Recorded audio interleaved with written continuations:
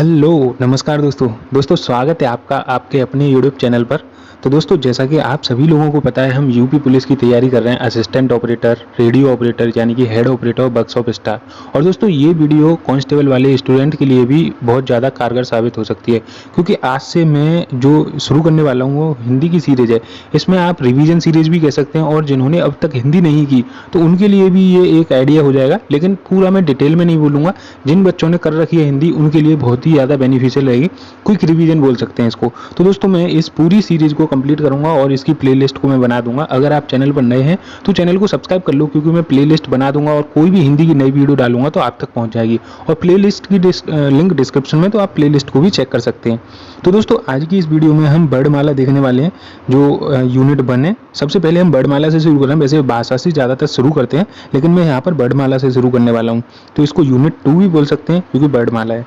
ठीक है, तो देखो भाषा की सबसे छोटी इकाई कौन सी होती है? भाषा की ध्वनि होती है, और उससे छोटी होती है वर्ड, उससे छोटी शब्द, शब्द के बाद में पद, और पद के बाद में वाक्य।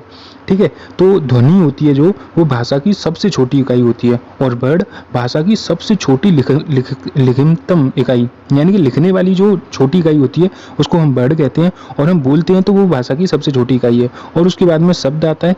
शब्द क्या होता है? भाषा की लघुत्तम सार्थक इकाई। सार्थक मतलब जिसका कोई सेंस निकले, जिसका मतलब कि कोई भी अर्थ निकले, उसको हम शब्द कहते हैं। ठीक है, और उसी को सार्थक इकाई बोलते हैं। वर्णों के सार्थक क्रम को शब्द कहते हैं। वर्णों का एक व्यवस्थित क्रम होगा, उसको हम शब्द कहेंगे। ठीक है, और पद क्या होता है? वे शब्द जो अपने साथ कारक लाते हैं, जैसे आपने पढ़ा होगा कर्ता कारक, कर्म कारक, ऐसे, तो उनको बोलते हैं पद। पद के बाद में वाक्य। वाक्य क्या होता है? भाषा की पूर्ण सार्थक इकाई। जैसे वाक्य, कोई भी वाक्य, जैसे मैं खाना खा रहा हूँ, तो ये पूरा वाक्य हो गया। ठीक है, उसके बाद में हम यहाँ पर देखते हैं भाषा। देखो मैंने अभी बता ही दिया, भाषा की जो लघुत्तम इकाई है वो ध्वनि है, तो ये मैंने दोबारा से लिखा है, भाषा की सबसे छोटी इकाई। और वर्ड भाषा की सबसे छोटी लिखित इकाई है। अब देखो यहाँ पर कभी कभी क्वेश्चन आ जाता है महोत्सव का, वर्ड विच्छेद क्या होगा? तो बच्चे क्या करते हैं, वर्ड विच्छेद की जगह संधि विच्छेद कर देते हैं। तो वर्ड विच्छेद और संधि विच्छेद में अंतर है। देखो वर्ड विच्छेद क्या होता है? जिसमें महो धन उत्सव होगा। ठीक है, महधन उत्सव। और यहाँ पर वर्ड का मतलब क्या होगा? तुमको एक एक वर्ड को अलग करना होगा। जैसे म अलग करोगे, म धन अ प्लस अह प्लस ओ धन त, फिर स।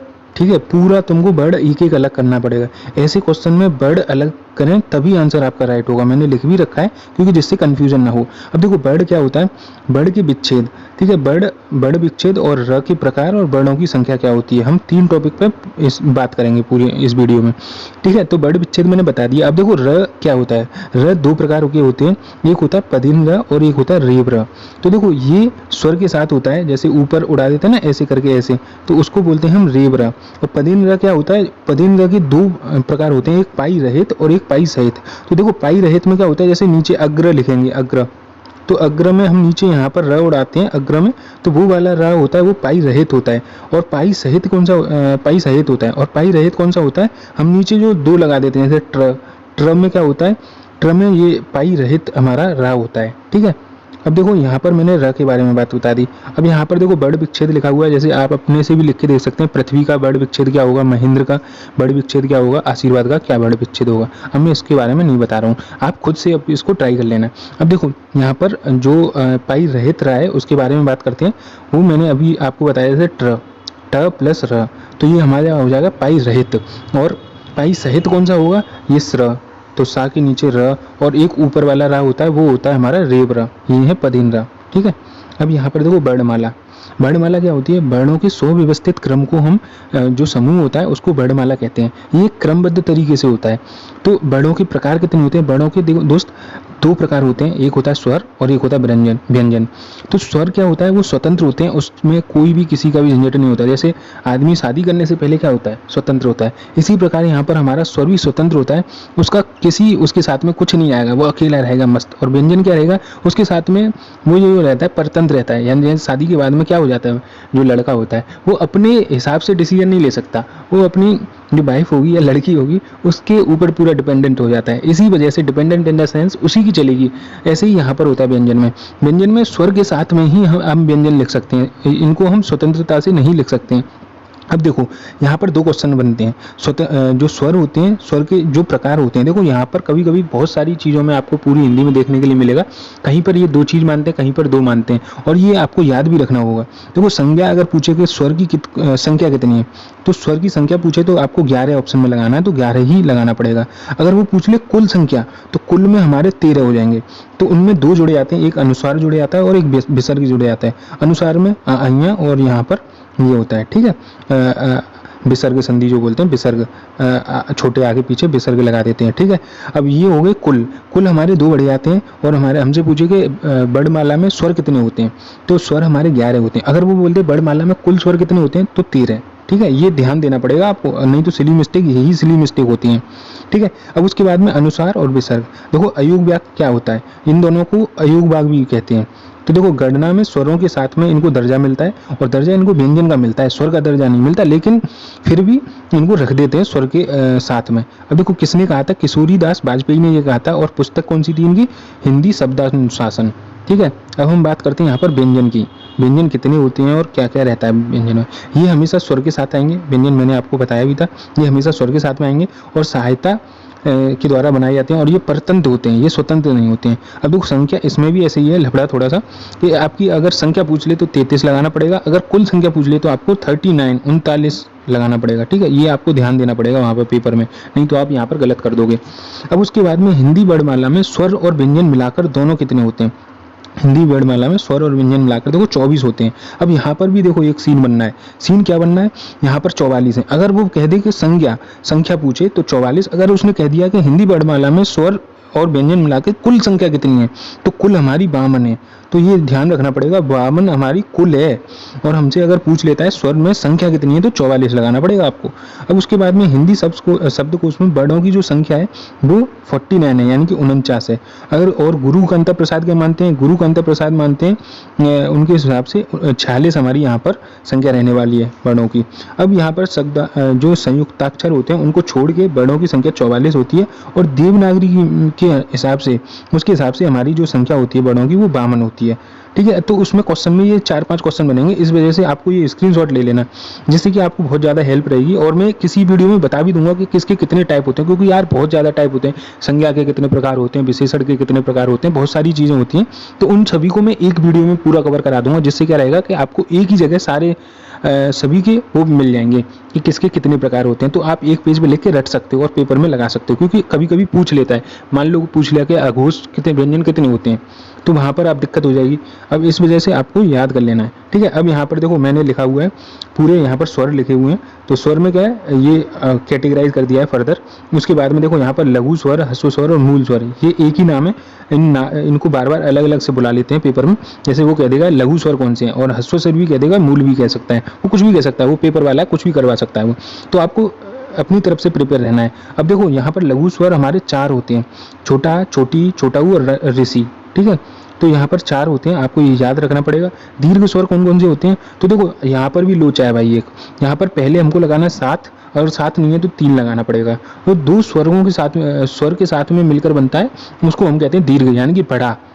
देखो यहाँ पर बड़ा आ, बड़ी ई, बड़ा ऊ, ये बड़ा ही बड़ा आएगा यहाँ पर। लेकिन यहाँ पर छोटी ए, और ये संयुक्त अक्षर भी कहते हैं, इनको संयुक्त स्वर भी कहते हैं, क्योंकि ये ए अकेले नहीं बनते, इनके साथ में 2 स्वर आते हैं तब ये बनते हैं। तो छोटी ए, बड़ी ए, छोटा और बड़ा ऊ, ये 4 और जुड़ जाते हैं इसमें। तो 4 और 3 7, ऐसे करके 7 होते हैं, ठीक है। तो दीर्घ स्वर हमारे 7 होंगे, 7 नहीं तो 3 होंगे। अब देखो संयुक्त स्वर के बारे में बात कर लेते हैं। संयुक्त स्वर हमारा देखो, छोटी ए किस किस से मिलके बनती है, तो छोटा और छोटी ई से मिलके बनती है, ठीक है। वहाँ पर कभी कभी ऑप्शन में पूछ लेता है कि छोटी ए किस किस से, संयुक्त स्वर कौन कौन से हैं, और यहाँ पर छोटी ए किस किस स्वरों से मिलके बनती है, तो उस हिसाब से हम यहाँ पर अपना लगा सकते हैं टिक। तो भाई यहाँ पर देख लो, छोटी ए किससे बनती है, छोटा आ से और छोटी ई से, और बड़ी ए किससे बनती है, छोटा आ और छोटी ए से, ठीक है। इसको यहाँ पर इसने शामिल कर लिया। उसके बाद में छोटा ओ किससे बनता है, तो छोटा ओ बनता है हमारा छोटा आ और छोटा ऊ से, और छोटी ओ किससे बनती है, छोटा आ और छोटा ओ से। यानी कि देखो यहाँ पर इसमें इसको शामिल कर लिया, छोटा ओ को, और उसके साथ में छोटा आ लगा दिया, ठीक है। ऐसे करके याद कर सकते हैं। अब देखो मात्रा क्या होती है, अब आपने पढ़ा होगा, अगर नहीं पढ़ा है तो आप यहाँ पर देखो मात्रा क्या होती है। मात्रा की परिभाषा सबसे पहले जान लेते हैं। परिभाषा ये होती है वर्णों के उच्चारण में लगने वाले समय को, जैसे कितना समय लग रहा है किसी वर्ण के उच्चारण में, तो हम उसको क्या बोलेंगे, मात्रा बोलेंगे। मात्रा को हमने 3 भागों में डिवाइड किया है। कौन सी देखो, एक मात्रिक यानी कि उसको लघु मात्रिक भी बोल देते हैं, एक मात्रिक, द्विमात्रिक और त्रिमात्रिक।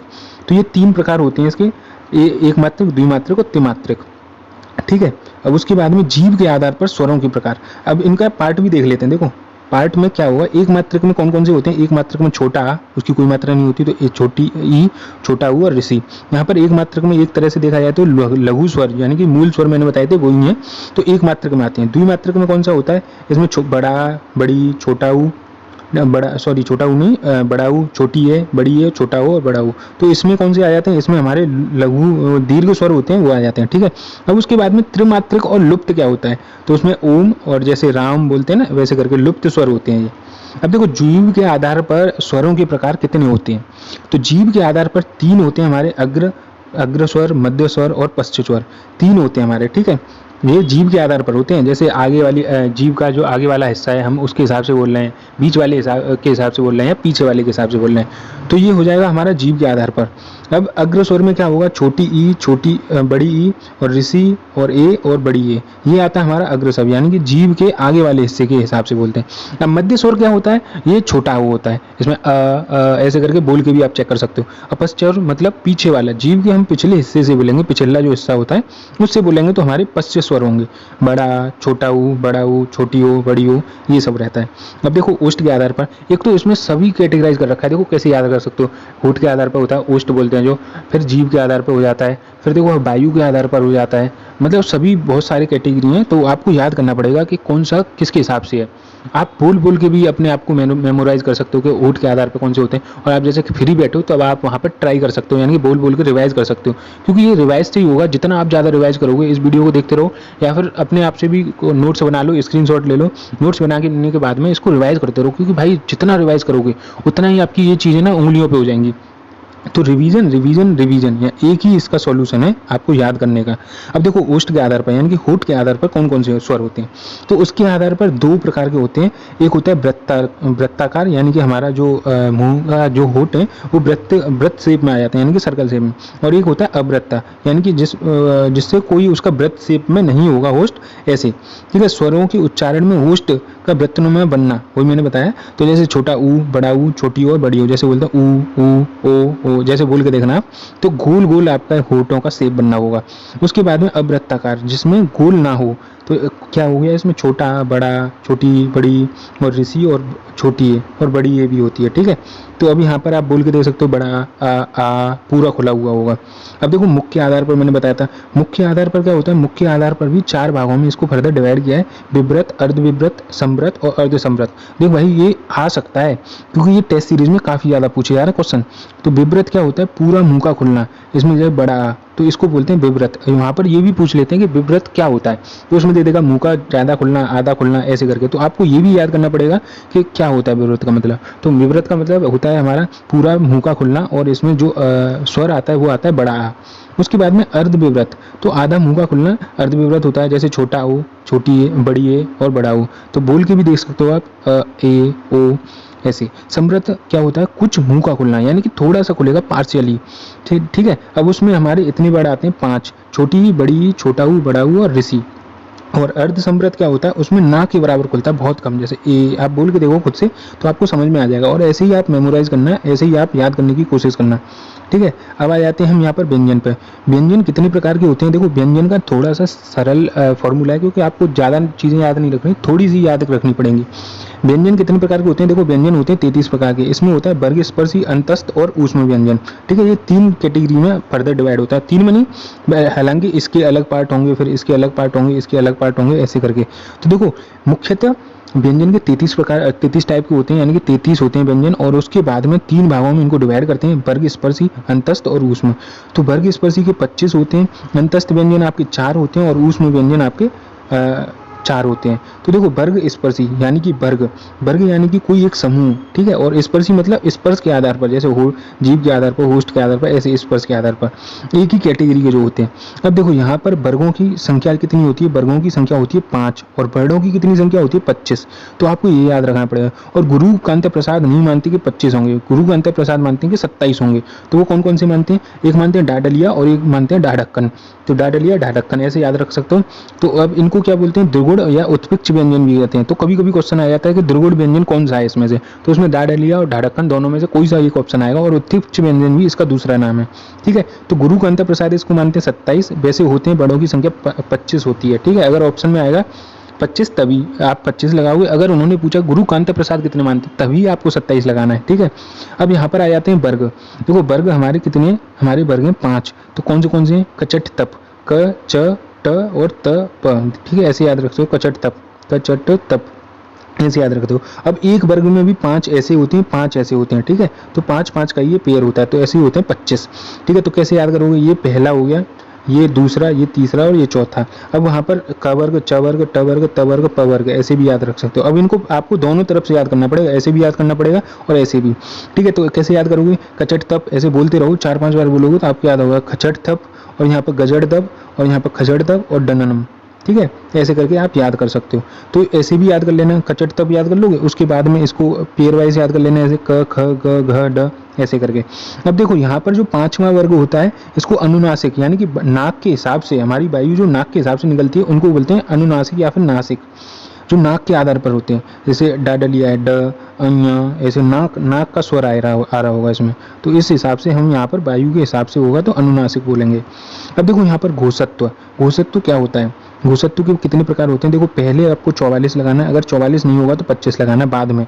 तो आप देख लेना 44 और 25 दे रखा है दोनों ऑप्शन में, तो 44 ही आपको टिक करना है। मैंने आपको पहले भी बताया था, इसमें थोड़ा सा कंफ्यूजन रहता है, लफड़ा है पूरी हिंदी के अंदर, पार्ट के अंदर, क्योंकि यार डिसाइड नहीं है कि कितना लगाना है। आपको वो प्रायोरिटाइज कर दिया कि पहली प्रायोरिटी किसको देनी है, दूसरी प्रायोरिटी किसको देनी है। ठीक है, अब घोषत्व क्या होता है, घोष मतलब घर्षण, और तो मतलब के समान, यानी कि घर्षण के समान, घोषत्व बोलते हैं घर्षण के समान। परिभाषा क्या हो जाएगी इसकी, जिन वर्णों के उच्चारण में स्वर तंत्रियों के घर्षण के समान वर्णों को घोषत्व कहते हैं। यानी कि उच्चारण में जो स्वर तंत्रियां होती हैं उनका जो घर्षण होता है उसके हिसाब से हमने यहाँ पर उनको कैटेगराइज किया है। अब देखो घोषत्व के कितने प्रकार होते हैं, 2 होते हैं, एक होता है घोष और एक होता है सघोष। अब अघोष क्या होता है, वे शब्द जिनके उच्चारण में स्वर तंत्रियों का घर्षण नहीं होगा उनको बोलते हैं अघोष, और जिनमें होगा उनको बोलेंगे सघोष। स मतलब सहित, घोष के सहित यानी कि घर्षण के सहित। ठीक है, ऐसे याद कर सकते हो। अब देखो अघोष को देखते हैं, तो अघोष मतलब अ मतलब नहीं, और घोष नहीं घर्षण, कोई भी घर्षण नहीं होगा। वर्ड कितने होते हैं इसमें, वर्ड होते हैं 13। आपको पहले 13 लगाना है, अगर 13 ऑप्शन में नहीं है तो 10 लगाना है, अगर दोनों ऑप्शन में तो 13 ही आपको ऑप्शन में लगाना पड़ेगा। ठीक है, तो आपको कैसे याद करना है, तो 2 वर्ग दे रखे होते हैं इसमें, का वर्ग यहाँ पर। ठीक है, ये दे रखा है 2, पहला और दूसरा। पहला कौन सा है, देखो यहाँ पर मैं आपको दिखा देता हूँ, पहला वर्ग कौन सा है आपका, पहला होगा आपका क वर्ग, ऐसे करके याद करना है, पहला क वर्ग है और दूसरा ख। ठीक है, कचट तब और खजड़ तब, तो ये दोनों आपके यहाँ पर अघोष हो जाएंगे। ठीक है, और 3 आपके वो होंगे संयुक्त अक्षर, जैसे संयुक्त व्यंजन स स स, ऊष्म व्यंजन बोलते हैं इनको। ठीक है, ऊष्म व्यंजन होंगे 3 और आपके 2 रहेंगे वर्ड। ठीक है, अब इसके बाद में घोष सघोष। सघोष क्या होंगे, वर्णों की संख्या के आधार पर, इनकी वर्णों की जो संख्या है 31 है, 31 नहीं होगा ऑप्शन में तो 15 लगाना पड़ेगा। तो इसमें 3 तो वर्ग होते हैं, तीसरा, चौथा और 5वां। ठीक है, और सभी स्वर होंगे इसमें, पूरे स्वर होंगे इसमें। देखो तीसरा, चौथा, 5वां कौन सा है, आपका तीसरा वाला है ग वाला, घ और ड। ठीक है, तो ये तीनों आपके 3, 4, 5 तो आपके वर्ग होंगे, और उसके बाद में सारे आपके स्वर होंगे, जितने भी स्वर हैं आपके। ठीक है, 11 स्वर हैं तो 11 के 11 स्वर होंगे, और अंतस्थ आपके स्वर होंगे, य र लव, ये अंतस्थ व्यंजन बोलते हैं इनको, ये आपके चारों होंगे। ठीक है, यहाँ पर थोड़ा सा गलत हो गया, अंतस्थ व्यंजन होते हैं। ठीक है, अब आपका ये हो गया घोष। अब यहाँ पर प्राणत्व, प्राणत्व क्या होता है, वायु के समान, प्राण मतलब वायु और त्व मतलब के समान। तो वायु के आधार पर हमारे कितने होते हैं, 44। अगर 44 ऑप्शन में नहीं है तो 25 लगाएंगे। ठीक है, यहाँ पर भी यही लफड़ा है। अब देखो परिभाषा क्या है इसकी, वर्णों के उच्चारण में श्वास का कम या ज़्यादा होना प्राणत्व कहलाता है। तो वर्णों का जो उच्चारण है वो कम होगा या ज़्यादा होगा, उसके हिसाब से हम प्राणत्व को डिसाइड करेंगे। ठीक है, अब यहाँ पर 2 प्रकार के होते हैं आपके, एक होता है अल्प प्राण और एक होता है महाप्राण। तो अल्प प्राण क्या होता है और महाप्राण क्या होता है, इसको हम देख लेते हैं। तो देखो यहाँ पर अल्प प्राण क्या होता है, अल्प प्राण वो होता है जिसमें वायु कम लगती है। ठीक है, तो जिसमें वायु कम लगती है उसको बोलते हैं अल्प प्राण, और जिसमें वायु ज़्यादा लगती है उसको बोलते हैं महाप्राण। ठीक है, यहाँ पर मैंने लिखा भी हुआ है तो आप स्क्रीनशॉट ले सकते हो। अब देखो अल्प प्राण में कौन कौन से आते हैं, अल्प प्राण में आपका पहला वर्ग, तीसरा वर्ग और 5वां वर्ग, तो 15 ये हो जाएंगे आपके, और अंतस्थ व्यंजन हो जाएंगे 4 और सभी स्वर हो जाएंगे 11। तो देखो कैसे याद रखोगे इसको, का वर्ग होता है आपका, ग और ड। ठीक है, तीनों तो ये वर्ग हो गए आपके, उसके बाद में अंतस्थ और सभी स्वर कितने, 11। तो टोटल मिला के आपके अल्प प्राण हो जाएंगे 30। 30। अब महाप्राण कौन से होंगे? जिन शब्दों में हमारी वायु अधिक लगेगी, यानी कि महा मतलब ज़्यादा, ठीक है, ऐसे याद कर सकते हो। अल्प का मतलब कम होता है, तो आप जानते ही होंगे। अब यहाँ पर क्या रहेगा कि आपका दूसरा और चौथा तो वर्ग, तो यानी कि 10 हो गए, खा वाला और घा वाला दोनों वर्ग हो जाएंगे आपके 10, और उसके बाद में आपकी ऊष्म स ह, ठीक है, तो ये हो जाएंगे आपके 14 टोटल। जिन वर्णों के उच्चारण में अंतस्थ कारण होता है उनको बोलते हैं अंतस्थ व्यंजन। तो देखो यहाँ पर अंतस्थ व्यंजन लिखा हुआ है, तो अंतस्थ व्यंजन क्या होता है हम ये समझते हैं। जिन वर्णों का उच्चारण में जो अंतःकरण होता है उसके द्वारा होगा तो उसे अंतस्थ व्यंजन कहते हैं। कैसे? देखो यहाँ पर 4 होते हैं अंतस्थ व्यंजन, य, र, ल, प। तो इसको कैसे याद करोगे? यार लब, यर लब बोलोगे तो याद हो जाएगा। मैंने तो ऐसे याद किया, यर लब तो यार लब, ऐसे याद हो जाएगा, ठीक है। तो अंत और रत यानी कि अंतकरण के स्थान पर, ठीक है, और इसमें से हम या को और बा को अर्धस्वर या फिर पार्श्विक भी बोलते हैं। पार्श्विक बोलते हैं हम ला को, और बा को और इसको क्या बोलते हैं? या को हम प्रकंपित या फिर लुंठित, यानी कि बा को रा को बोलते समय आपका क्या हुआ? जीभ कप कपाएगी, जैसे ऐसे बोलोगे ना, कांपती हुई, तो इसको इस वजह से लुंठित बोलते हैं। और या को और बा को हम बोलते हैं ये अर्धस्वर भी बोलते हैं, क्योंकि ये 2 चीज़ों से मिलकर बनते हैं, र और अ से मिलकर बनते हैं, ठीक है। और मैंने ये बता दिया ल पार्श्विक होता है। अब ऊष्मा के आधार पर क्या होता है? जिन व्यंजन के उच्चारण में ऊष्मा प्रकट होती है, यानी कि गर्मी से आपको महसूस होगी, जैसे तीनों तो सा हो जाएंगे, स और फिर ह, ठीक है। तो ये होंगे आपके ऊष्म व्यंजन।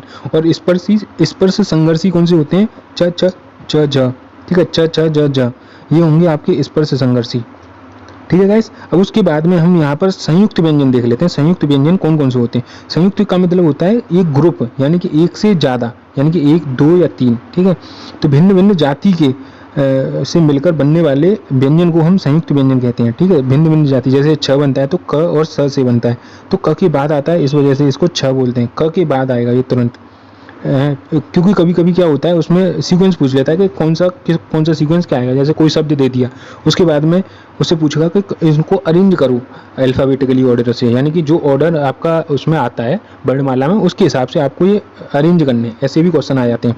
तो आपको याद रखना है कि का के बाद में आता है, तो क और स, क्षत्रिय ज्ञान ऐसे करके याद कर सकते हो। इसमें 4 होते हैं, छ, त्र, ज्ञान और ये स्र, 4 हो गए।